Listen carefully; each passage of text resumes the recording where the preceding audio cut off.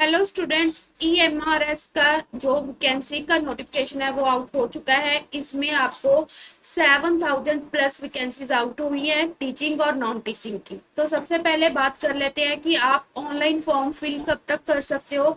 आप 23 अक्टूबर तक form fill कर सकते हो। अब फॉर्म की फीस क्या रहने वाली है, तो जो फीस है, फीस के आपके पास दो कंपोनेंट है। फर्स्ट कंपोनेंट है एप्लीकेशन फीस और सेकंड कंपोनेंट है आपके पास प्रोसेसिंग फीस।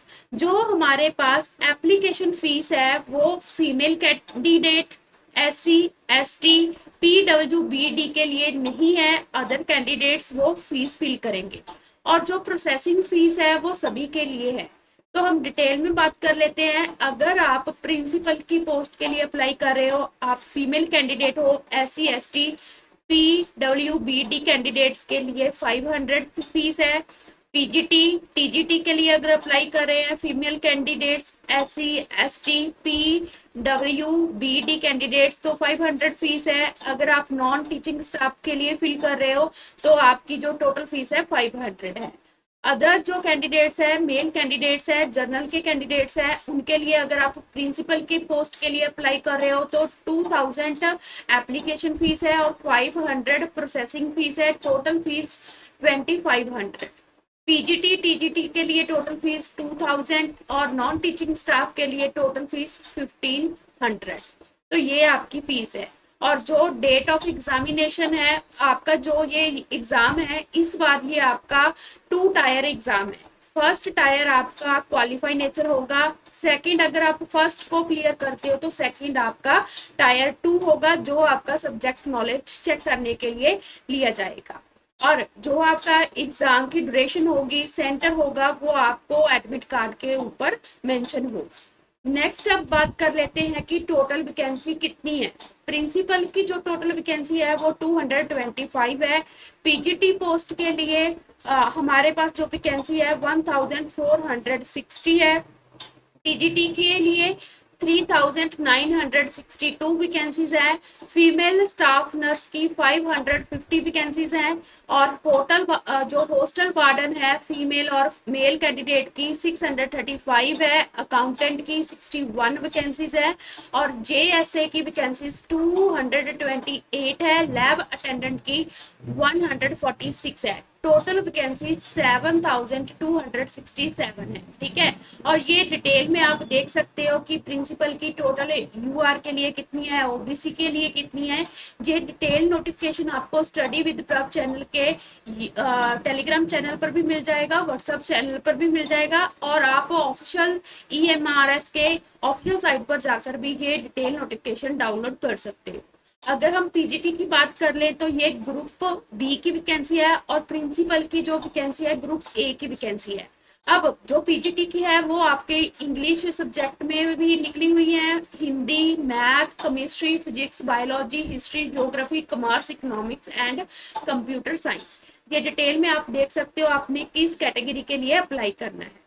नेक्स्ट हमारे पास आ जाते हैं ट्रेंड ग्रेजुएट टीचर्स। ये भी ग्रुप B की वैकेंसी है। अब इसमें Hindi, English, math, social science, science, computer science की वैकेंसी आउट हुई है। और साथ में रीजनल लैंग्वेज भी है और मिसलेनियस कैटेगरीज की भी है, जैसे कि म्यूजिक हो गया, आर्ट टीचर हो गया, लाइब्रेरियन हो गया। ठीक है।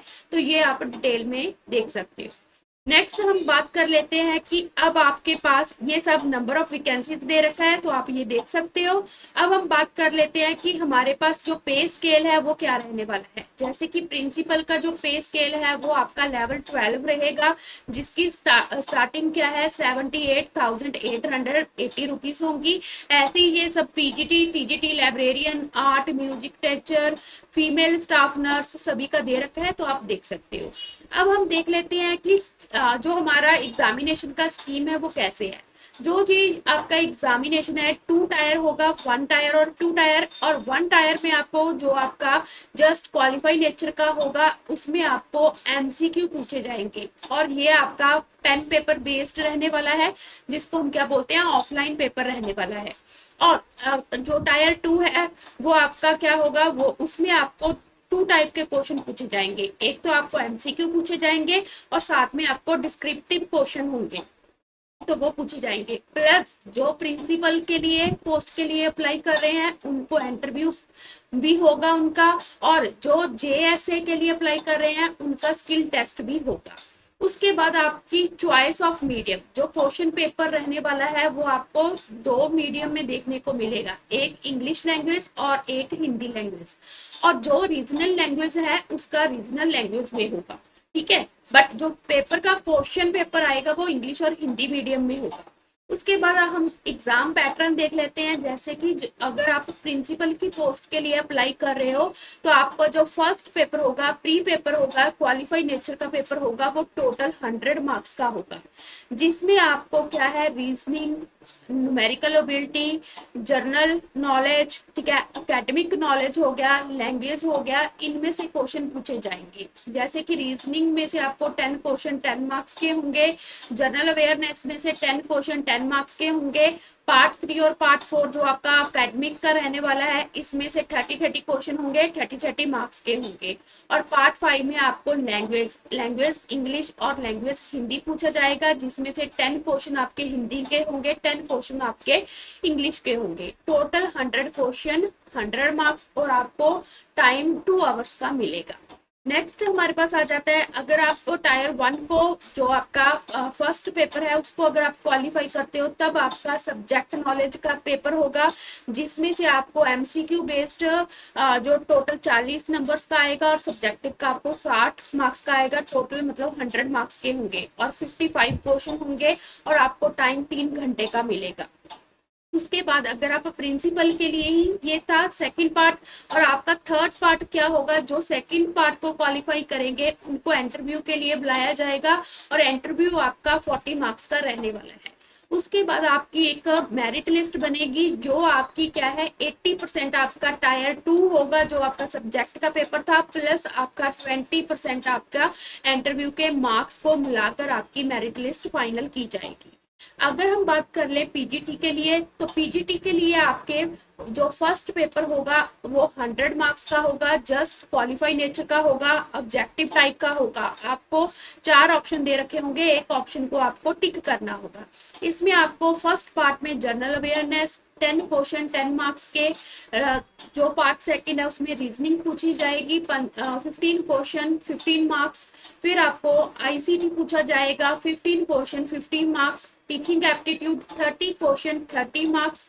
पार्ट 5 में आपका डोमेन नॉलेज चेक किया जाएगा, जिसमें आपको पैटागोजी पूछी जाएगी, केस स्टडी पूछी जाएगी 20 क्वेश्चन 20 मार्क्स, और 10 मार्क्स का आपको NEP 2020 का पूछा जाएगा। टोटल 100 क्वेश्चन 100 मार्क्स, बट इसमें 20 क्वेश्चन और पूछे जाएंगे जो कि लैंग्वेज के होंगे, English language and Hindi language, जिसको आपको 40% अगर नंबर आप क्वालिफाई करते हो तभी आपका पार्ट जो 1 है, टायर 1 है, वो आपका चेक होगा।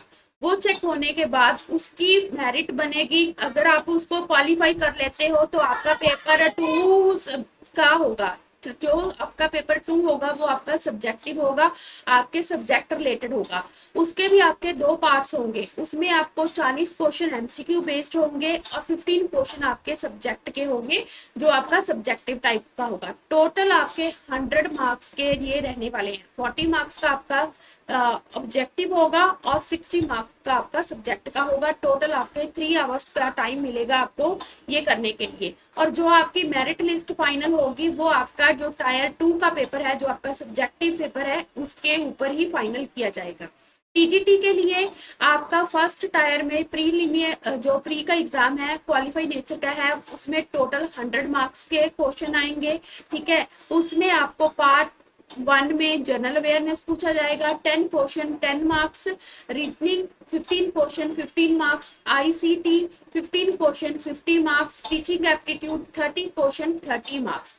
पार्ट 5 है जो आपका, उसमें आपका डोमेन नॉलेज चेक किया जाएगा, जिसमें आपको क्या है, पैटागोजी पूछी जाएगी, केस स्टडी के क्वेश्चन होंगे 20 क्वेश्चन, प्लस एनईपी के 10 question 30 question 30 marks, total 100 marks का होगा। बट इसमें भी आपको 30 जो 30 क्वेश्चन होंगे वो लैंग्वेज के प्रिपेयर करने हैं, जिसमें से आपको अगर आप 40% लेते हो तभी आपका ये जो क्वालिफाई नेचर का पार्ट है, जिसमें आपको जनरल अवेयरनेस पूछा जाएगा, रीजनिंग पूछा जाएगा, आईसीटी टीचिंग एप्टीट्यूड तभी चेक होगा जब आप लैंग्वेज में से 40% मार्क्स लेकर क्लियर करते हो, क्वालिफाई करते हो, जिसमें आपको क्या करना है, इंग्लिश लैंग्वेज होगा, हिंदी लैंग्वेज होगा और एक आपका एक जो रीजनल लैंग्वेज है वो होगा। तीनों में से 10-10 क्वेश्चन आएंगे, 30 मार्क्स के होंगे। अगर आप 30 मार्क्स में से 40% मार्क्स लेते हो तभी आपका ये पूरा 100 मार्क्स जो पेपर है वो चेक होगा। और उसकी मैं अगर आप इसको क्वालिफाई करते हो, पहले आप 30 में से 40% नंबर लेते हो तब आपका 100 मार्क्स का पेपर चेक होगा, और 100 मार्क्स को अगर आप क्वालिफाई करते हो तब आपका सब्जेक्टिव पेपर होगा। सब्जेक्टिव में जो आपका सब्जेक्ट है उसमें से क्वेश्चन पूछे जाएंगे, उसके भी आपके 2 पार्ट है सब्जेक्ट नॉलेज के भी, जिसमें से आपको एक टोटल 55 क्वेश्चन आएंगे और मार्क्स कितने होंगे, 100 होंगे, और 3 घंटे का आपको समय मिलेगा। ठीक है, 3 आवर्स में आपको ये पेपर को क्या करना है, अपना बाइंड अप करना है। और जो आपकी मेरिट लिस्ट बनेगी वो आपकी टायर 2 के बेस्ड पर बनेगी, जो आपका सब्जेक्ट नॉलेज का एग्जामिनेशन होगा। नेक्स्ट हमारे पास आ जाते हैं हॉस्टल वार्डन, फीमेल और मेल कैंडिडेट। इसका भी आपके 2 टायर का एग्जाम होगा। फर्स्ट टायर आपका क्वालिफाई नेचर का होगा, सेम एग्जाम पैटर्न है।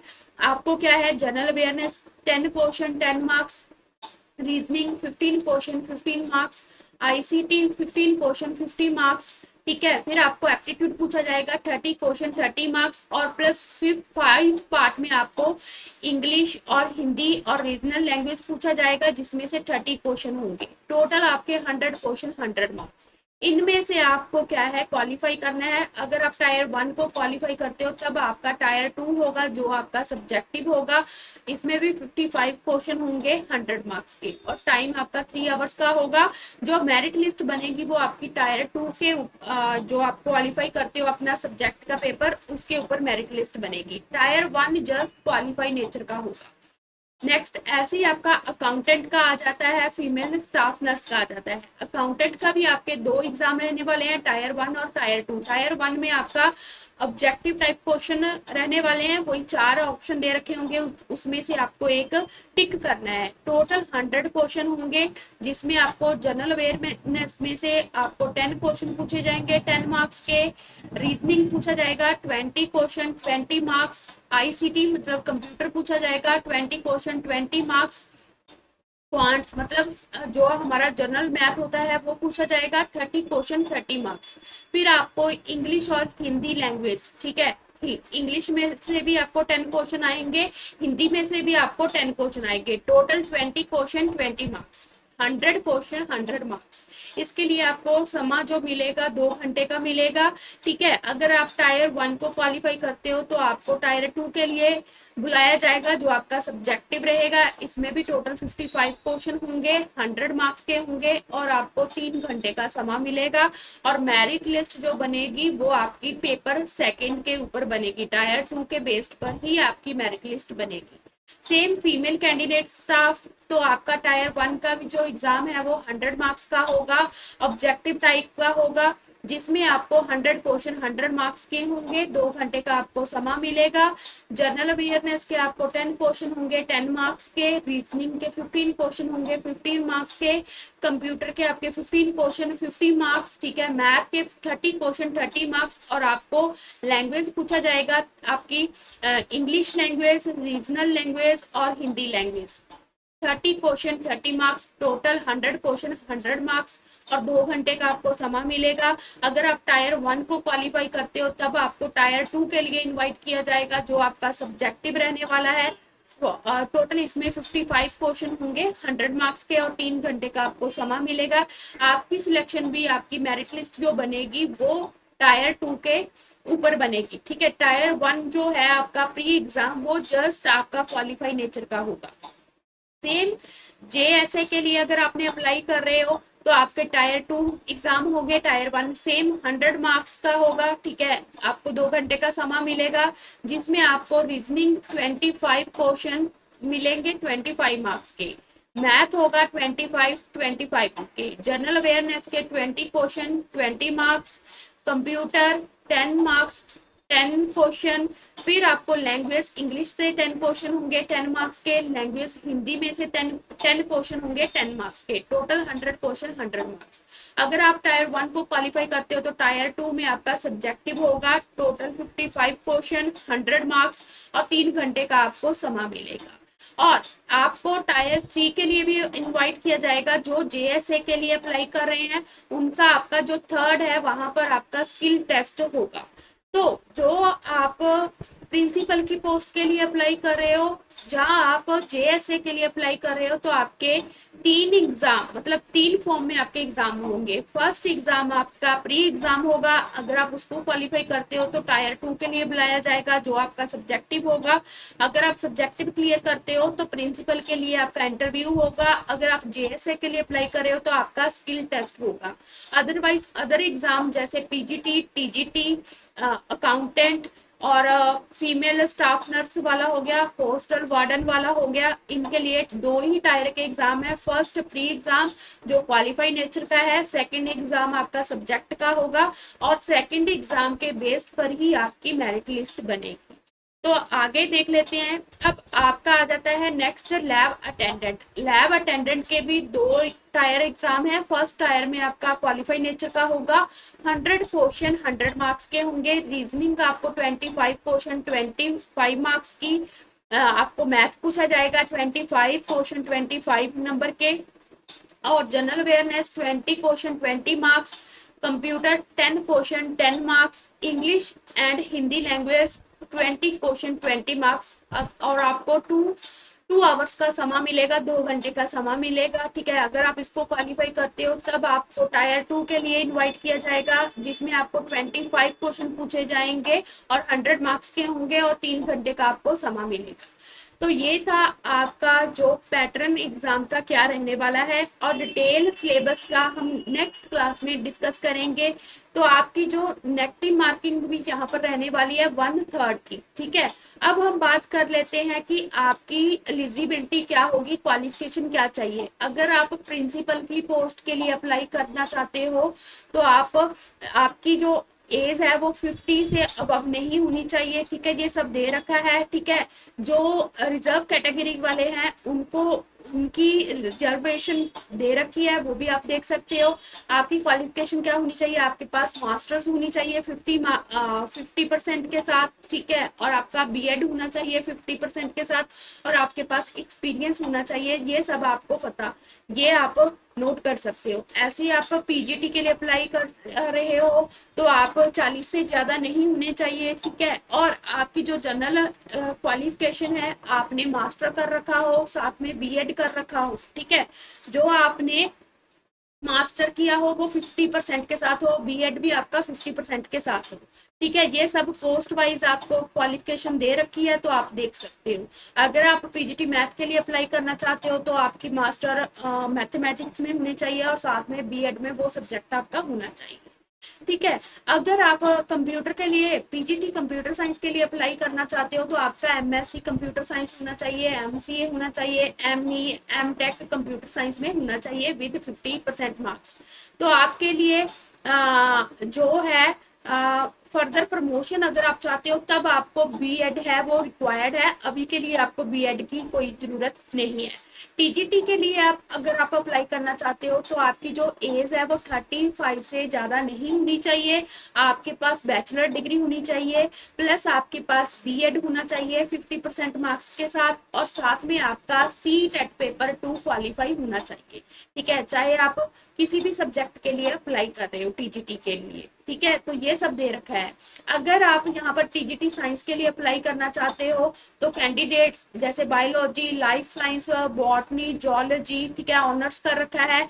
ठीक है, एटलीस्ट 1 ईयर या 2 सेमेस्टर में आपने ये सब्जेक्ट आपके पास होने चाहिए साथ में। ठीक है, अगर आप मेन सब्जेक्ट आपका बायोलॉजी है तो साथ में केमिस्ट्री होना चाहिए।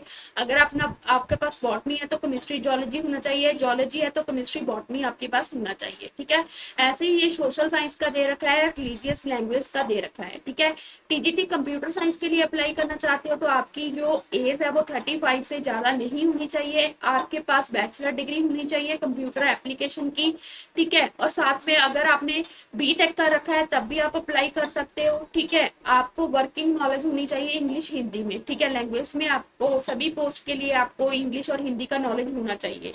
आर्ट के लिए भी दे रखा है, म्यूजिक के लिए दे रखा है, तो सभी के लिए अपनी अपनी क्वालिफिकेशन दे रखी है। अगर आप आर्ट टीचर के लिए अप्लाई करना चाहते हो तो आपकी बैचलर डिग्री ड्राइंग और पेंटिंग में होना चाहिए, ग्राफिक आर्ट्स में होना चाहिए, फाइन आर्ट्स में होना चाहिए विद 50% मार्क्स। ठीक है, तो ये दे रखा है। म्यूजिक के लिए आपका बैचलर डिग्री म्यूजिक में होना चाहिए।